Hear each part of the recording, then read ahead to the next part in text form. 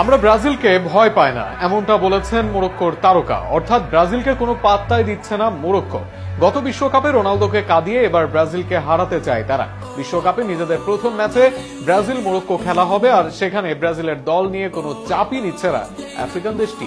কাতার বিশ্বকাপে ইতিহাস গড়ে সেমিফাইনালে উঠেছিল মোরক্কো। আফ্রিকার প্রথম দেশ হিসেবে শেষ চারে জায়গা করে নেওয়া সেই দলটি এবারও বিশ্বমঞ্চে নিজেদের সামর্থ্যের জানান দিতে প্রস্তুত।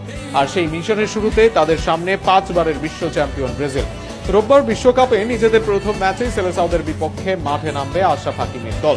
তবে ম্যাচের আগে মোরক্কোর শিবিরে ভয় বা বাড়তি চাপের কোনো ছাপই নেই, বরং টানা 29 ম্যাচ অপরাজিত থাকার আত্মবিশ্বাস নিয়ে তারা নামছে ব্রাজিলকে চ্যালেঞ্জ জানাতে। বিশ্বকাপের মঞ্চে ব্রাজিল ফেভারিট হলেও মোরক্কোর ফুটবলাররা স্পষ্ট করে দিয়েছেন শুধুমাত্র নামের জোরে কাউকে এগিয়ে রাখতে রাজি নন তারা।